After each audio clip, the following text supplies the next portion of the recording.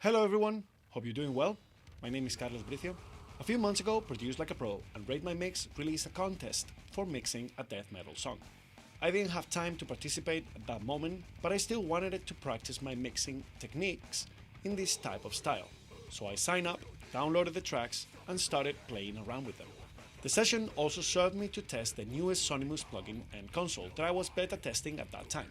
With all that in mind, I wanted to look at my mixing session with you and go through some of the decisions that I made to get this mix done. So let's get to it. So the song is Dead to the World from the band Malamor. The original contest allowed to mix the song, add any elements to the production, or remix the whole song as long as you kept two elements of the original recording. In my case, I simply edited the tracks to clean the session and started mixing. Something I didn't do was to check if the song was released already. So I just went for it and mixed it my own way, thinking only on the way I thought it should sound like. But then when I was halfway through, I checked on Spotify and I found the official release of the song. So before digging into my mix, let's have a listen to that.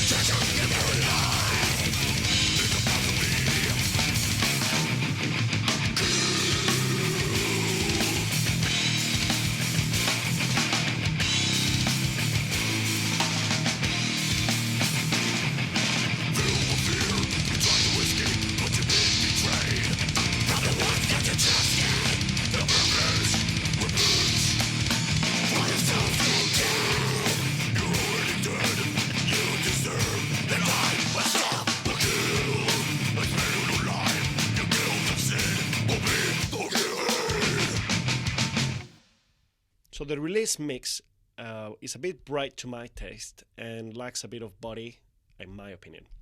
Now let's have a listen to a bit of my mix and I'll explain afterwards my process behind it. Let's have a listen. Mute this and start.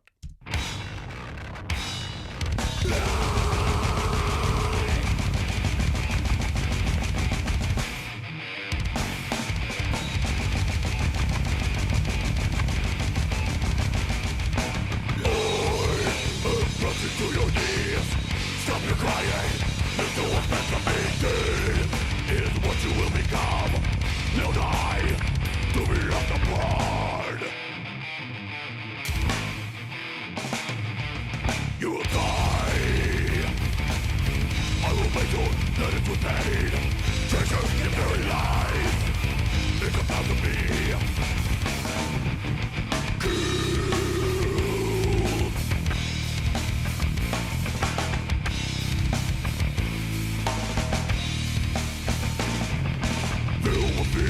Try to escape, but you've been betrayed.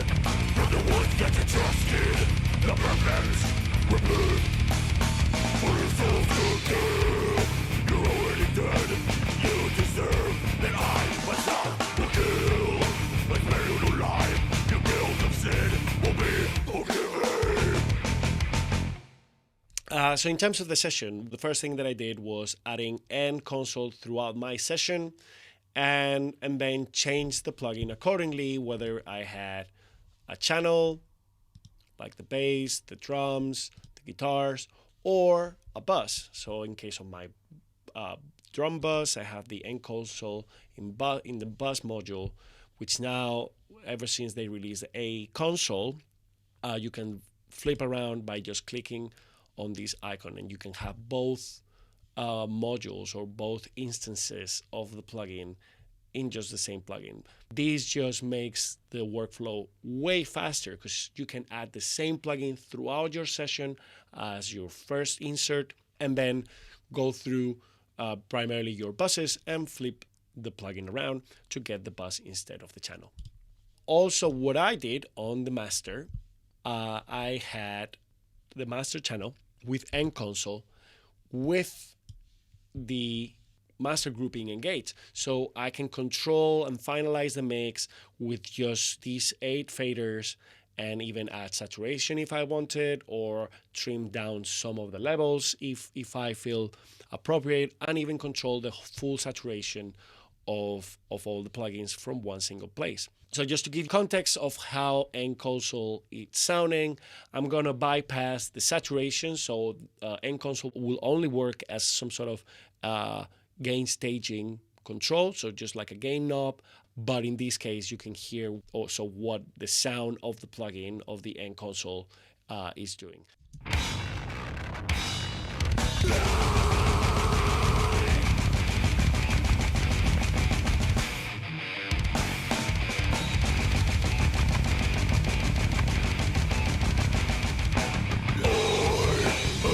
To your knees, stop your crying. This is what's meant to be. Is what you will become. Now die to be left apart. You will die. I will make you that it was pain. Treasure your very life. It's about to be.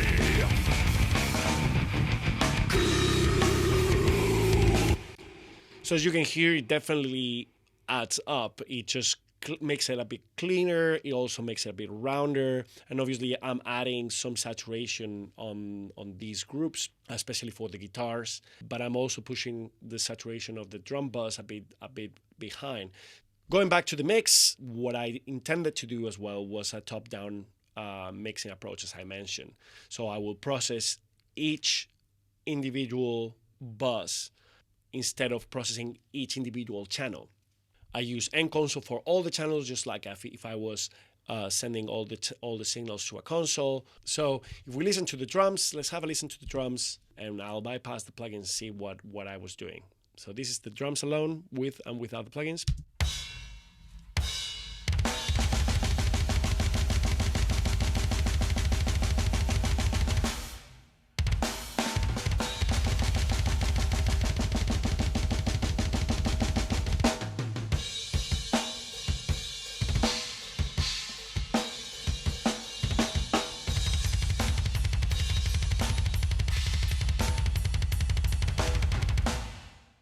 As you can see, there's a big difference there. End console does more of the job of making it sound more together, cleaning up the tracks. But there's another process that, there are 2 processes that I feel that they are very important to get the sound of these drums. One is the Melda Auto Align plugin, which is just to align the tracks, align all the drums to play at the same time. What I didn't do is align the room mics, because I feel that the whole point of the drum mics is to be a bit phasey. It's all about capturing how the room is reacting to the drums. So in this case, I didn't align those microphones, but what I did was enhancing those with this plugin, which is the Eventide T-Verb. It is very similar to other plugins like the Ocean Wave from UAD, where you can either use this plugin as an effect, but you can also use it as an insert and just enhance the sound of your microphones, or even change it completely. Let's have a listen of that microphone or the room mic alone, with and without the T-Verb.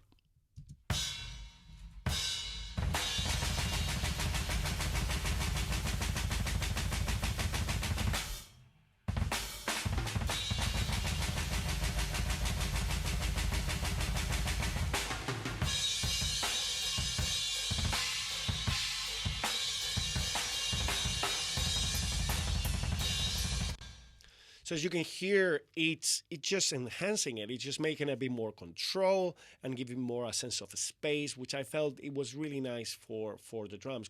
As you can see, for my faders, I'm focusing on the closed mics for the mix. But then when I go to the processing of my drum bus, I have, again, my end console with my bus module. But here's where I did the kind of the top-down approach. The plugins that I use for EQ and kind of process a bit of the drums was my SSL G channel strip from Plugin Alliance. Here, what I did was I high pass a bit to remove the rumble.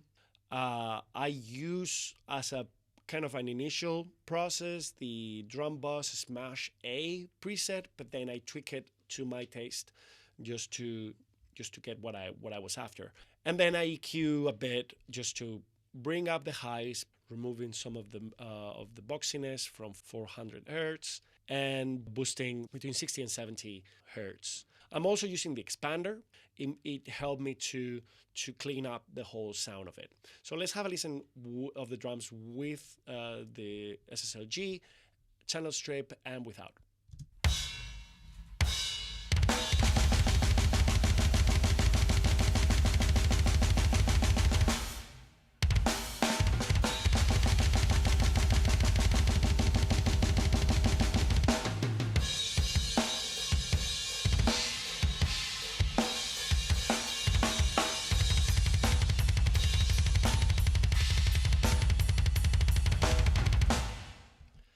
So more focus, more present.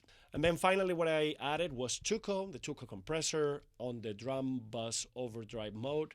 And the only thing that I did was bringing down the mix knob. So I get an over compressed sound of the drums with the compressor mode in a slow attack, the fast release to bring up the sustain of the drums.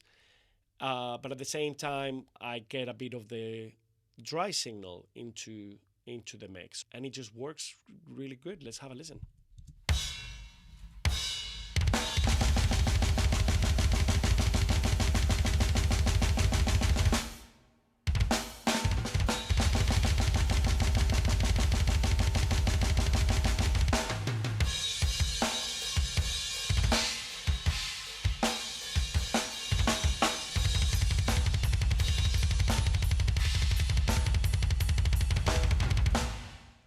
I think it just glues the whole drums together and just makes it tighter.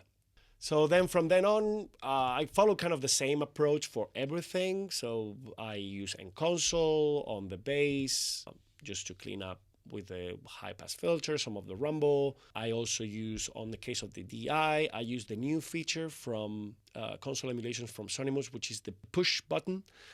I think it's great. It just brings the signal closer to the clipping point of the preamp. So from the DI, I use it for the DI just to get a bit more aggression from it. I also use the Melda Auto Align to align the signal of the bass amp and the signal from the DI, and then process the whole thing in its bus with, again, the SSL G bus and the N-Console bus.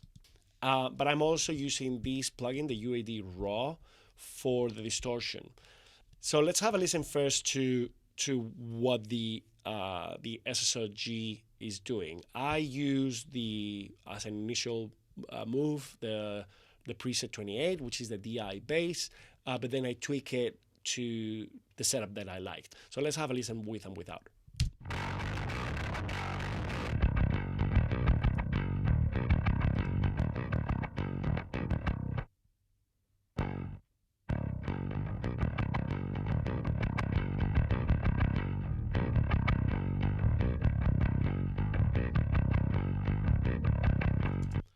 So again, I focus on getting that aggressiveness from the bass, but also having more control and definitely more low end. So for the guitars, very, very simple. I use N-Console for cleaning and adding saturation. And then finally, what really made the difference, obviously I did compress it a bit, but the big difference was this. I used the HLS Waves plugin, which is my go-to channel for guitars. So let's have a listen with and without that plugin.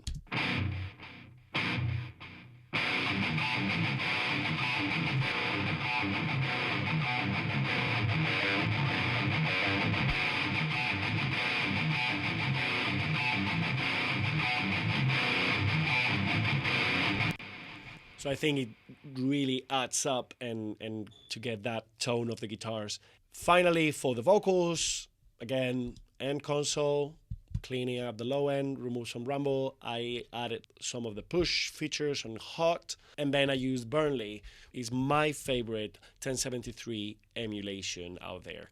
So let's have a listen with and without. Let's go through a session. Let's go in a section where we have some singing. With fear, you tried to escape, but you've been betrayed from the ones that you trusted. Not perfect. Repeat.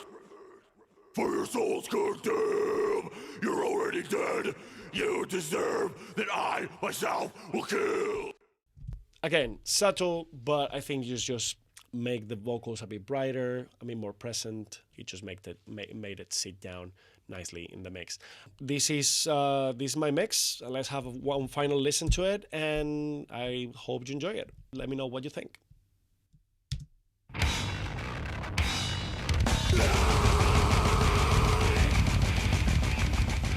Hope you enjoyed this video.